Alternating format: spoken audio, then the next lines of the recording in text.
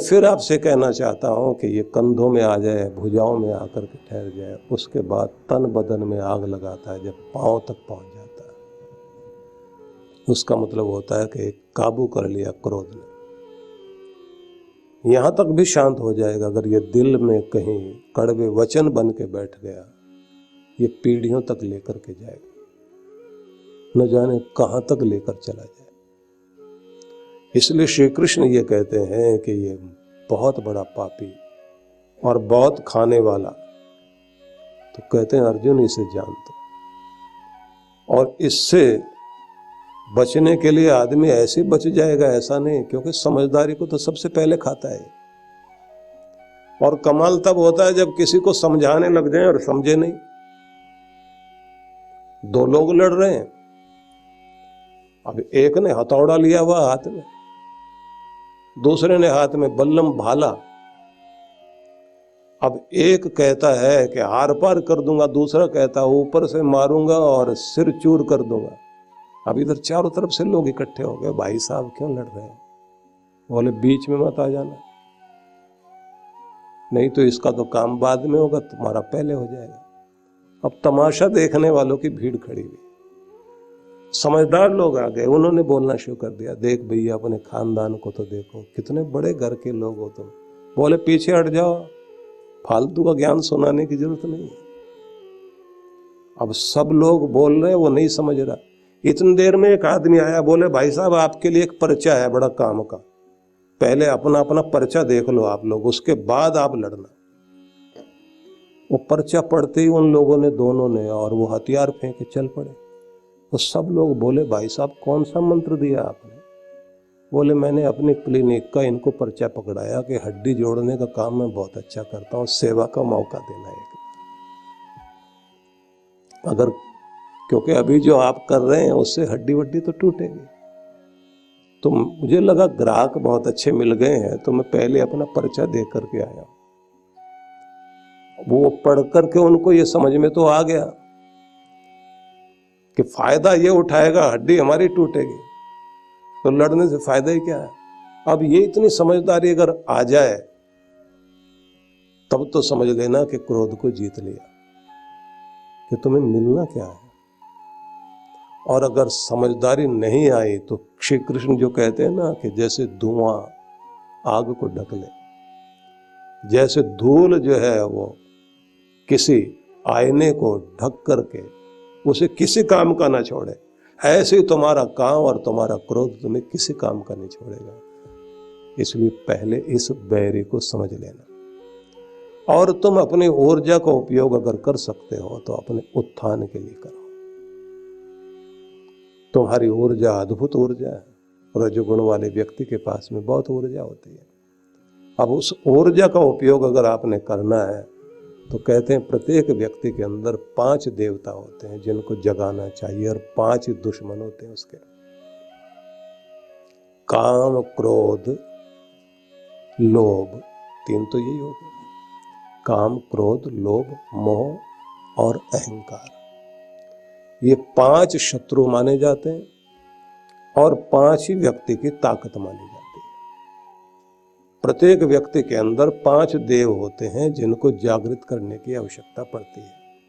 अगर आप अपने उन देवताओं को जागृत कर लें, क्योंकि 5 का संसार बहुत अद्भुत है। ये 5 तत्वों से ये सारा संसार बना है। और जब किसी के यहाँ निर्णय की बात आती है तो पुराने समय में हमारे यहाँ कहा जाता था, पंच परमेश्वर को बुलाइए, पंचों को बुलाइए। 5 लोग आकर के बैठे, निर्णय करें। 4 नहीं कहे गए, 6 नहीं कहे गए, 8 नहीं कहे गए, कम से कम 5 होने चाहिए। 5 से ही बात बने। और वेदों में तो कहा पंच जना मम होत्रम जुषध्वम, 5 लोग ही आए मेरे यज्ञ को करें। वो 5 कौन? का समाज के 5 वर्ग, कि जिसका 5वां हो, जिसका कोई नाम ना रखा गया हो, वो भी आए। मतलब कोई भी ऐसा नहीं है जो मेरी पूजा नहीं कर सकता, मेरी भक्ति नहीं कर सकता। और श्री कृष्ण ने तो जो हाथ में शंख लिया, उसका ही नाम पांचजन्य था। वो तो पंचों की आवाज थी। न्याय की आवाज थी, वो न्याय का उद्घोष था। जिस उद्घोष को उन्होंने अपने हाथ में लेकर के कि यह न्याय की आवाज है, श्री कृष्ण के हाथ में जो शंख है वो पांचजन्य है, जो न्याय की ध्वनि बनकर के प्रकट हो रहा था। तो 5 देव आपके अंदर है। अब पहला देव तो जो है, जो रीढ़ की हड्डी जहां से शुरू होती है उसके नीचे 1.5 उंगल का जो भाग है उसमें एक शक्ति आपकी सोई रहती है, उसी को भवानी शक्ति बोलते हैं। वही एनर्जी है जो आपके पूरे शरीर में काम करती है। इसको शक्ति माता कह लीजिए, इसी को चित्ती शक्ति कह लीजिए। इसके बाद में दूसरी शक्ति आपकी है जिसको गणपति भगवान की शक्ति कहते हैं, जिसको कहा जाता है विघ्नों को टालने वाली शक्ति, जिसको कहा जाता है नायक बनने की शक्ति, जिसको कहा जाता है कि आपके अंदर वह सब कुछ उत्पन्न हो सकता है जिससे आप संकट मोचक बन सकते हैं, आपके अंदर नेतृत्व शक्ति आ सकती है। तो ये दूसरा चक्र माना जाता है। उसके बाद में आगे ब्रह्मा, विष्णु और महेश। नाभि केंद्र आपका जो ब्रह्मा का स्थान है, आपका जो हृदय स्थान है वो विष्णु का स्थान है, और जो आपका आज्ञा चक्र वाला भाग है इसको माना जाता है कंठ से लेकर के और माथे तक पूरा भाग, जिसमें आप सहस्रार चक्र जो हमारा परमात्मा से, परम पिता से, परब्रह्म परमेश्वर से, निराकार शक्ति से जुड़ा हुआ है, इस सब में महेश्वर शक्ति काम करेगी, क्योंकि वही शक्ति आपको वहां तक लेकर जाती है। तो प्रत्येक व्यक्ति को ये 5 शक्तियां जागृत करनी होती है, और इसी के लिए जरूरी होता है कि आपकी जिंदगी में गुरु का होना बहुत आवश्यक है। इसी के लिए कहा जाता है कि जब आप अपना मंत्र भी जाप करते हैं तो मंत्र जाप करने के साथ साथ अपने चक्रों में सोई हुई ऊर्जा को भी जागृत करना होता है। आपके भीतर के देवता जागने चाहिए। जब तक आपका देवता जागेगा नहीं, आप शक्ति का लाभ ले नहीं पाओगे। अधिकांश लोग जो है अपनी शक्तियों को जागृत नहीं कर पाते। टैलेंट होता है, अब किसी के पास में टैलेंट है, दौड़ता बहुत अच्छा है,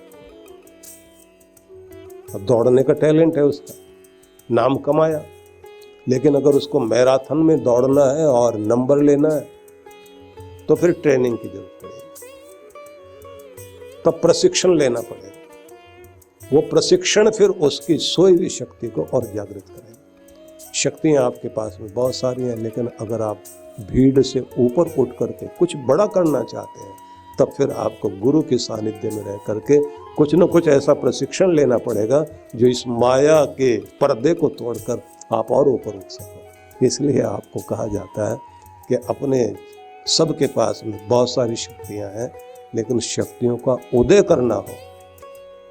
शक्ति का उदय कैसे करना है, क्योंकि यही शक्ति आपकी है, ये विनाश में भी लगती है, विध्वंस में भी लगती है। अब इसको विकास में कैसे लगाना है, यही शक्ति है, यही लिफ्ट है जिसका बटन दबाएं तो नीचे ले जाती है, लेकिन कौन सा बटन दबाने से ऊपर ले जाए, यही तो सीखना हो। इसलिए वो गुरु चाहिए, और गुरु भी वो नहीं कागज में पढ़ करके आप सोचें कि हम किताबें पढ़ करके सीख लेंगे और हो जाएगा सब कुछ। तो किताबें पढ़ करके कोई तैरना नहीं सीख सकता।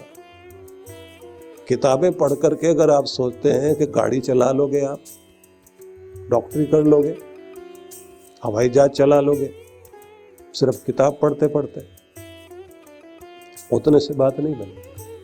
इसलिए प्रशिक्षण देने वाला, थ्योरी अलग है, प्रैक्टिकल अलग है, प्रशिक्षण देने वाला आपके सामने होना चाहिए। इसलिए कबीर ने जब ये कहा था कि तुम कहते हो कागज की लेखी, तुम तो कागज का लिखा हुआ बता रहे हो, मैं कहता आंखन की देखी, मैं जो तुम्हें बता रहा हूं वो आंखों का देखा हुआ बता रहा हूं। इसलिए जो कान और आंख की बात आप डॉक्टर अर्चिका से सुन रहे थे, वो बात वास्तव में है, क्योंकि 4 उंगल का फासला माना जाता है प्रत्यक्ष में और अप्रत्यक्ष में, सत्य और असत्य में। एक कान का सुना हुआ है, एक आंख का देखा हुआ है। जब आप कान का सुना हुआ बोलते हैं, किसी ने कान में कुछ बोल दिया, तो कान में सुन लिया आपने और आप उसके चक्कर में आ गए, भ्रम में आ गए, झगड़े में पड़ गए। जब तक आप कान के बजाय प्रत्यक्ष करना, आंख से देखना ही नहीं, उसकी अनुभूति करना, तब जाकर के आपको सत्य का प्रत्यक्ष होता है, सत्य का दर्शन होता है। इसलिए मैं आपको ये कहना चाहता हूँ कि आप उत्थान चाहते हैं या पतन, ऊर्जा को आप अपने ऊपर उठने में लगाना चाहते हैं या नीचे गिरने में, विकास में लगाना चाहते हैं या विनाश में। ऊर्जा तो वही है, उसी से आप कुछ भी कर लीजिए, वही बुद्धि है आपकी। उसी बुद्धि से आप बहुत आगे जा सकते हैं, बहुत कुछ बढ़िया कर सकते हैं। नहीं तो फिर यही होगा जैसे दूसरे लोगों ने किसी समय में स्टीम का प्रयोग करके, जेम्स वाट ने जैसे ताकत पता की ना कि भाप में ताकत है, क्योंकि वो चाय के लिए अपनी केतली में पानी डाल करके उबाल रहा था, ढक्कन किया हुआ था बंद। जैसे स्टीम बनी, भाप बनी, ढक्कन निकल करके दूर गिरा। अब वो बैठा बैठा सोच रहा है कि कौन सी चीज़ है जो इस ढक्कन को उठा के छत तक लेकर गई। तो भाप ने किया ऐसा, ज़्यादा भाप बन गई। तो इसका मतलब भाप धक्का देती है, ताकत देती है, तो इसके धक्के का फायदा उठाओ। ये जो है किसी इंजन में स्टीम पैदा करके वो उसको धक्का दे और वो जाकर के फिर व्हील को घुमाए और इस तरह से लोगों को, माल को खींचा जाए, लोगों की गाड़ी तैयार की जाए। तो बहुत समय तक दुनिया भर के देशों में स्टीम इंजन काम करते रहे। हम लोगों ने अपने समय में जितना भी भाप के इंजन वाली ट्रेन में, उसी में बैठ करके जाते थे। बाद में डीजल इंजन आए, अब जो है बिजली वाले इंजन काम कर रहे हैं। हो सकता है थोड़े समय के बाद सोलर एनर्जी से चलने वाले इंजन काम करेंगे। लेकिन सोचिए कि किसी ने अपनी बुद्धि लगा के स्टीम का फायदा लिया और उसमें होता क्या, वो जो रेलगाड़ियाँ उस तरह की चलती थी, एक तरफ पानी भरा हुआ है, एक तरफ आग, वो कोयला उठा करके उसमें झोंकते रहते थे, वो काम चल रहा है। इधर वाले भी कुछ लोगों ने दिमाग लगा लिया, उन्होंने जो है आग भी रखी, पानी भी रखा, बीच में थोड़ा सा तंबाकू रखा, एक अच्छा सा हुक्का बनाया और हुक्का बना करके जो धुआं निकल रहा है, वहाँ तो रेलगाड़ी का धुआं निकल रहा था आपको आगे ले जाने के लिए, इनका धुआं इनकी नाक से निकल रहा है। बैठे हैं आपस में, एक दूसरे का कलेजा जला रहे हैं। तो आपका दिमाग है, आप चाहे उससे हुक्का बनाइए या स्टीम इंजन बनाइए, उसका आप फायदा कैसे लेना चाहते हैं, खुद का नुकसान करने में या संसार का लाभ करने के लिए। तो इसलिए ऊर्जा वही है आपकी। तो 5 शक्तियां आपके पास हैं, उन 5 शक्तियों का उपयोग कैसे करोगे, पहले यह जानना बहुत आवश्यक है।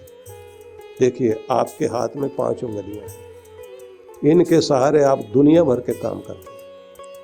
आपकी 5 उंगलियों के पीछे ही आपकी भाग्य रेखा बनी हुई, आपकी हथेली। आपके भाग्य को जगाने के लिए 5 उंगलियां चाहिए। आपकी जिंदगी को बनाने के लिए आपके पास में 5 देवों की शक्ति चाहिए। आपके साथ जिंदगी न्याय कर सके तो अपने अंदर के पंच परमेश्वर को जागृत करने की आवश्यकता पड़ेगी। आपका शरीर बना है तो 5 तत्वों से बना है, लेकिन ये भी ध्यान रख लीजिए कि आपके आंतरिक शक्ति को जगाने के लिए जहाँ 5 देव चाहिए, वहीं 5 कोष भी आपके अंदर ही है। कोष का मतलब ही होता है कोष, कोषागार, भंडार, जहाँ अलग अलग तरह की शक्तियों के भंडार है। उन शक्तियों को कैसे जगाया जाता है, ये आपका स्थूल शरीर, जिसको अन्नमय कोष कहते हैं, प्राणमय कोष, जो आपकी जो है प्राणों की ताकत है, शरीर में प्राण काम कर रहे हैं। तो एक तो जो शरीर दिखाई दे रहा है आपका, वो एक आपकी ताकत, दूसरे आपके प्राण, वो आपकी ताकत, तीसरा आपका मनोमय कोष, जो आपका मन और आपका अंतःकरण, ये आपकी एक बहुत बड़ी ताकत है। लेकिन उससे भी बड़ी ताकत आपकी, जिसे कहा गया है बौद्धिक शक्ति, बौद्धिक क्षमता, उसे भी जागृत करने की आवश्यकता है। उसे को विज्ञान में कोष कहते हैं। और इन सब से ऊपर माना जाता है आनंदमय कोष। आनंदमय कोष वो है जहां से आप अपने परमात्मा के आनंद को अपने भीतर उतारना जानते हैं।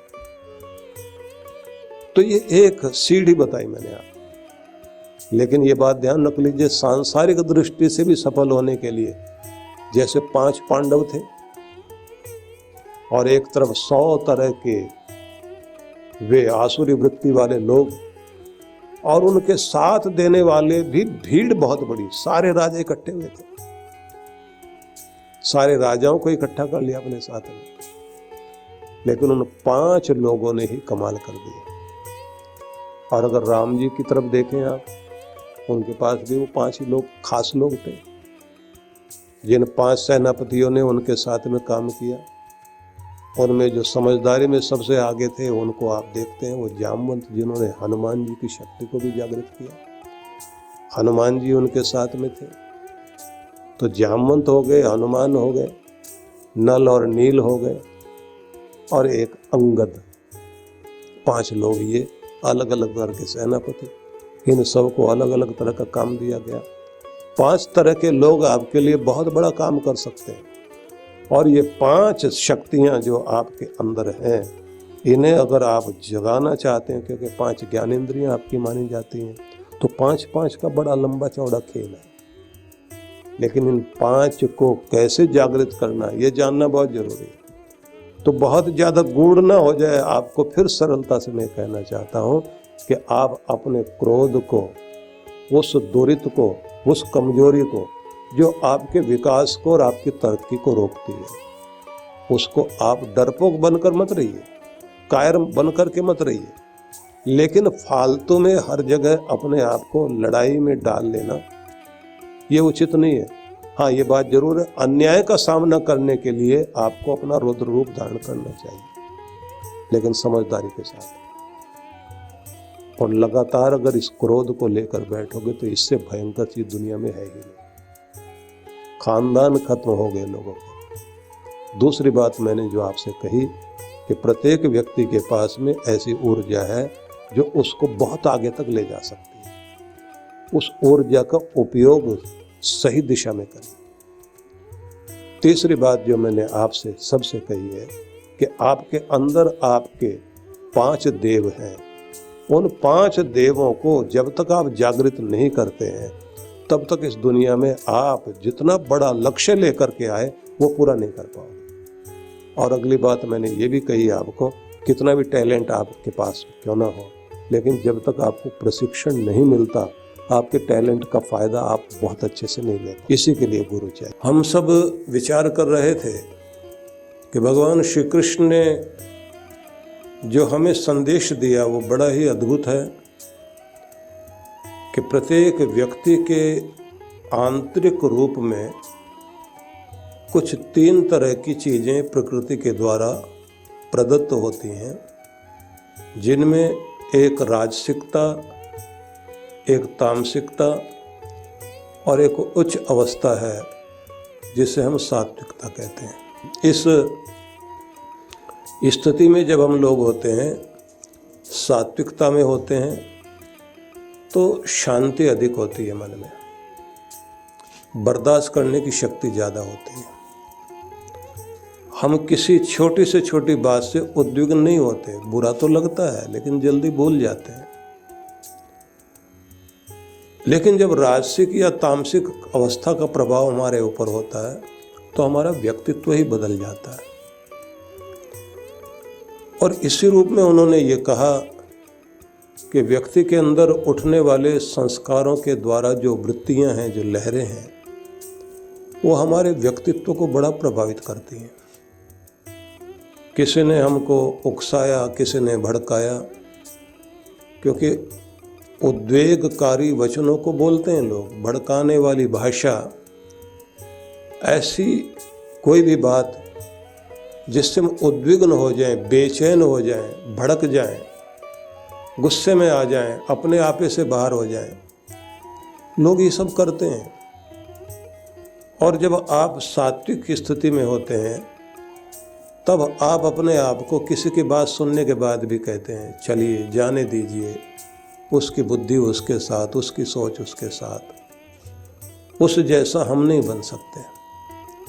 लेकिन अगर आप राजसिक स्थिति में हैं तो आप पूरा सोनेंगे भी नहीं और उससे ज़्यादा एकदम भड़क उठेंगे। तो हमारे सब के मस्तिष्क की एक कंडीशनिंग होती है बचपन से। वो हमारे संस्कार हमारे अंदर वृत्तियां पैदा करते हैं। वृत्ति का मतलब हो गया लहर, वेव्स। ये जो लहरें उठती हैं इनकी एक वाइब्रेशन होती है, इनका एक प्रकंपन होता है और इनकी एक फ्रीक्वेंसी होती है। और जिस फ्रीक्वेंसी पर ये काम करती हैं उसी फ्रीक्वेंसी पर ब्रह्मांड में, पूरे यूनिवर्स में जो उसी तरह की नेगेटिव एनर्जी होती है उससे फिर कनेक्शन जुड़ जाता है। इसलिए क्रोध वाले का पूरा स्वभाव ही क्रोधी बन जाता है। कुछ का थोड़े समय के लिए रहता है, कुछ लोगों का ढंग ही ऐसा होता है। उनसे कहें जरा शांति से बात करो, बोले मैं ऐसे ही बोलता हूँ। अब थोड़ा धीमे बोलो, धीमे ही तो बोलना और कैसे बोलना हो, थोड़ा मीठा करके बोलिए। बोले कोई आग लगा रहा हूँ क्या, इससे ज़्यादा मीठा और क्या बोलो। तो उनकी भाषा ऐसी हो जाती है। तो ये सब समझते समझते हम जिस बिंदु तक आए थे वो ये था कि व्यक्ति के अंदर फिर ये जो काम, ये जो क्रोध, ये जो लोभ, ये जो 5 शत्रु हैं, ये किस तरह काम करते हैं और क्रोध से हम कैसे अपने आप को संभाल सकते हैं, वो सब पर हमने चिंतन किया। और कल चलते चलते हम जिस बिंदु तक आए थे वह था कि हम सब के पास में 5-5 शक्तियां हैं। और उसी में हम सब ने ये जाना कि ये 5 उंगलियां, इनके पीछे हमारा भाग्य जुड़ा हुआ है। ये जो हमारी 5 उंगलियां ना, इसके पीछे हथेली में हमारा भाग्य लिखा हुआ है। तो हम अपना भाग्य भी जगाना चाहते हैं तो इन 5 उंगलियों का इस्तेमाल जरूर करना चाहिए, मतलब कर्म पहले चाहिए। अगर आप ये सोच के बैठ जाएंगे कि कुछ करने की जरूरत नहीं, जो किस्मत में होगा वही मिलेगा, तो ये बिल्कुल गलत है। आपको जो कुछ दिया गया है उसे पाने के लिए आपको प्रयत्न करना पड़ेगा। परमात्मा चिड़िया के लिए दाने बिखेर कर रख देता है, मतलब उसने फसल में बो दिए हैं, पेड़ों पर उनके लिए खाना लगा दिया है, बेलों के ऊपर बालियां हैं, दालें हैं, तरह तरह के दाने हैं। और भगवान ये नहीं करेगा कि तुम बताओ तुम्हारा घोंसला कहाँ है, हम वहाँ आकर भोजन देते हैं। हाँ, जब तुम पैदा हो गए तो माँ बाप कोई भी हो, नर मादा, उन सबके पास वो ममता भगवान ने दी है कि बच्चों को वो पालें, उनकी रक्षा करें। पंख आ जाएं तो उसके बाद एक व्यवस्था दी गई कि अपना भोजन खुद ढूंढो और अपनी रक्षा खुद करो, क्योंकि तुम्हारे पास ताकत दी गई है। अब ये मूर्खता कबूतर की है कि बिल्ली को देख करके आंखें बंद करके बैठ जाता है कि बिल्ली नहीं है। उसे अपनी शक्ति याद करनी होती है कि तुम्हारे पास परमात्मा ने उड़ने के लिए पंख दिए हैं। अगर बिल्ली सामने है तो बिल्ली उड़ नहीं सकती। तुम अपने पंखों से उड़ो और तुम इतनी ऊंचाई पर जा सकते हो कि जहां बिल्ली और उसका खानदान 7 जन्म तक नहीं पहुंच सकता। हर एक के पास शक्ति दी है। भगवान किसी के मुंह में जाकर के दाना नहीं डालेगा, बिल्कुल ऐसे ही करता है जैसे किसी बच्चे के साथ माँ बाप खेलते हैं। उसके जन्मदिन का मौका है और उसको बहुत सारी उम्मीदें हैं कि क्या क्या मिलेगा। सवेरे जागता है, माँ बाप पहले से ही अलग अलग जगह पर उसके लिए कमरे में छिपा छिपा के चीज़ें रख देते हैं, एक आध चीज़ उसके सामने रख दी। अब वो जाग कर जाता है तो एक खिलौना पकड़ेगा, खुश होगा और अपने माँ बाप के प्रति धन्यवादी बनेगा। ये माँ ने दिया है, मेरी माँ से ही मैंने कहा था कि मुझे ऐसा कुछ चाहिए। थोड़ा सा आगे बढ़ा तो उसको दिखाई दिया उसकी चॉकलेट रखी है। अब उसे लगता है कि मेरी बड़ी बहन ने दिया है, क्योंकि वही मुझे कह रही थी चॉकलेट दूंगी। अलग अलग जगह पर चीज़ें पड़ी हैं, वो थैंक्स करता जाता है, मेरे माँ बाप बहुत अच्छे हैं, मेरा परिवार बहुत अच्छा है। वो बच्चा खुशी से नाचता है, एक एक चीज़ समेटता है। अपने जन्मदिन को, मेरे पैदा होने पर मेरे अपनों को कितनी खुशी है, इसके लिए धन्यवाद करता है। पर जिस परमात्मा ने इसी तरह से आप सब के लिए दुनिया भर में चीज़ें रखी हुई हैं, बस जा कर के अपनी चीज़ें उठानी है आपने, और उठा लो तो उसके बाद आप सिर्फ ये कहें कि मैंने ढूंढ कर प्राप्त कर ली है, मैं ही इसको बनाने वाला हूँ, मैं ही मालिक हो गया हूँ, और थैंक्स करना भूल जाएं तो ये बच्चे से भी ज़्यादा, बच्चे के पास तो फिर भी कृतज्ञता है, हम तो न जाने उससे भी ज़्यादा कहाँ पहुँच गए, थैंक्स करना भूल गए भगवान का। तो भगवान दे रहा है, लेकिन ये बात ध्यान रख लीजिए कि 5 उंगलियों का प्रयोग, 5 ज्ञान इंद्रियों का प्रयोग आपको करना पड़ेगा। समाज में आपको जो पंचों का साथ लेना पड़ेगा न्याय के लिए, और आपको 5 जन्य का उद्घोष भी करना पड़ेगा कि न्याय की आवाज़ बन करके उठना पड़ेगा आपको। ये सारी चीज़ें हम लोग जरूर विचार करें। कल इस पर मैंने बहुत कुछ कहा था, लेकिन आपको आखिर में वहाँ छोड़ा था मैंने कि आपके भीतर 5 देव हैं, उन 5 देवों को आप जागृत कीजिए। उन देवताओं को जब आप जागृत कर लेते हैं तो फिर वहाँ से आपकी ज़िंदगी एक बहुत ऊंचाई पर पहुँचती है। उसी में मैंने आपसे कहा था कि एक देव भवानी है, वह आपके शरीर के अंदर उस स्थान पर मौजूद है जो ये आपकी रीढ़ है, जहाँ से शुरू होती है नीचे, उसके नीचे वाले भाग में वो एक अपने आप में कुंड है। इसी को कुंडलिनी शक्ति कहते हैं कि वहाँ से वो 3 लपेटे लेकर के आपकी एनर्जी वहाँ बैठी है, और फिर वह उस पहाड़ पर चढ़ती है जिसको आप, जिसमें गांठें होती है ना, पर्व का मतलब होता है गांठ, पर्वत का मतलब क्या हुआ, जो गांठों से जुड़ा, गांठ से मतलब हो गया पत्थर, मिट्टी, कंकर, छोटे छोटे पत्थर, इन सब से मिला करके जुड़ता चला गया। पोर जैसे पर्व, पोर और पर्वत, संस्कृत के अनुसार अगर आप देखें तो ये जो आपकी उंगलियों के पोर हैं, गांठ,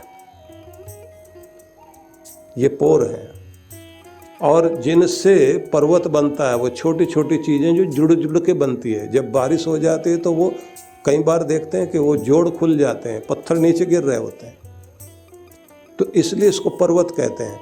और जो पर्वत की बेटी है वो पार्वती। तो रीढ़ जो है ये 33 अस्थि खंडों का एक भाग है, इसमें गांठें जुड़ी हुई हैं, ऐसे करके ये सब पर्व हैं इसके अंदर। यहीं से वो पार्वती शक्ति ऊपर आकर के, जहाँ शिव का स्थान है, यहाँ आकर के योगी जब ध्यान करके अपनी ऊर्जा को यहाँ ले जाता है तो कहते हैं कि जब आपकी शक्ति शिव के साथ मिल गई, अब आपके जीवन का महोत्सव शुरू होता है, वहाँ से परम आनंद आना शुरू होता है। तो ये आपके लिए, ध्यान करने वाले लोगों के लिए ये एक महत्वपूर्ण बात मानी गई है, और इसी के लिए कहा गया या निशा सर्वभूतानां तस्याम जागृति संयमी। दुनिया जहाँ सोई पड़ी है, जिसके प्रति आंख बंद करके लोग ऐसे समझे हैं कि जैसे अंधेरी रात है, बेखबर है जिस चीज के प्रति, उसके प्रति खबरदार होकर कोई योगी जागा बैठा है।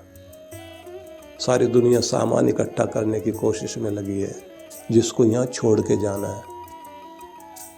किसी प्रदेश में गए लोग, किसी देश में गए लोग अपना देश के नियम जानते हैं, विदेश के नियम नहीं जानते, न जाने क्या क्या चीज़ें इकट्ठी कर ली। और फिर किसी ने बाद में आकर के कहा भैया यहाँ से कुछ ले जा नहीं सकोगे, क्योंकि जब आप हवाई अड्डे पे जाओगे तो ये सब चीज़ें वहीं रखवा ली जाएंगी आपसे, ये सब ले जा नहीं सकते, जो ले जा सकते हो वो करो आप। यहाँ की करेंसी भी यहीं रखनी पड़ेगी। और कमाल की बात है, परमात्मा का यही चमत्कार है कि उसने कोई पुलिस नहीं लगाई होती, कोई देखरेख करने वाले लोग नहीं लगाए होते कि इस आदमी की तलाशी लेना, आखिर में कुछ लेके तो नहीं जा रहा। एसपी, डीएसपी, नीचे वाले सारे अधिकारी, कमिश्नर तक के सारे लोग सब इकट्ठे करके खड़ा कर दे, तलाशी लेना इस आदमी की कुछ चुरा के ले जा सकता है।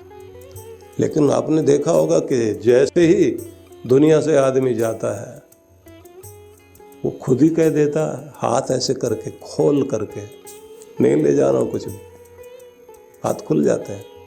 हाँ, जब आता है दुनिया में तो मुट्ठी बंद रहती है, मुट्ठी बांध के आया और मुट्ठी खोल के चला गया। अपने आप बोल देता है, नहीं ले जा रहा कुछ भी। इसलिए भारत की परंपरा भी अद्भुत है। जाने वाले की विदाई के लिए जो ड्रेस दी जाती है, बिना सिले कपड़ों की ड्रेस होती है। एक कपड़ा नीचे बिछाया, एक कपड़ा ऊपर उड़ा दिया, उसी का नाम कफन है।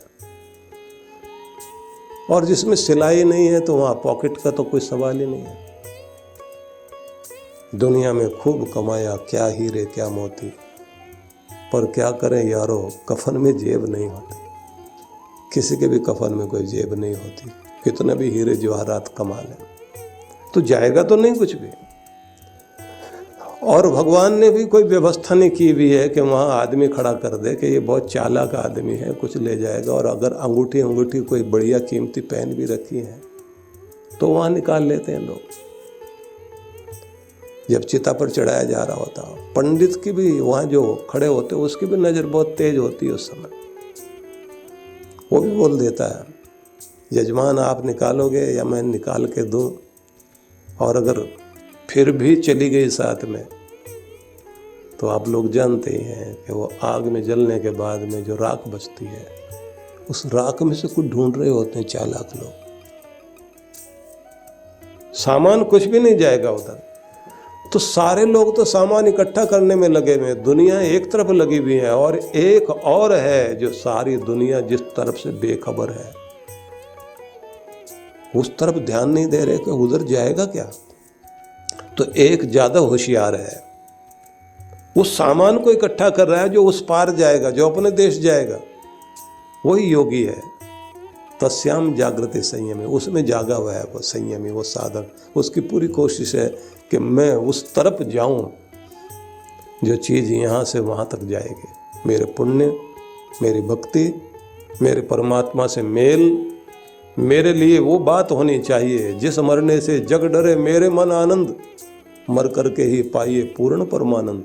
परमात्मा से मिलन का अवसर नज़दीक आ रहा है। तो इसलिए गीता एक बड़ा अद्भुत संदेश देती है कि एक तरफ दुनिया जिधर आंख बंद करके पड़ी है, उस तरफ से आंख खोल कर बैठा है एक साधक, और जिधर लोगों का जागना शुरू है उस तरफ वो सोया हुआ कि नहीं चाहिए भाई। उससे आकर के कहा जाए, कितना अच्छा एक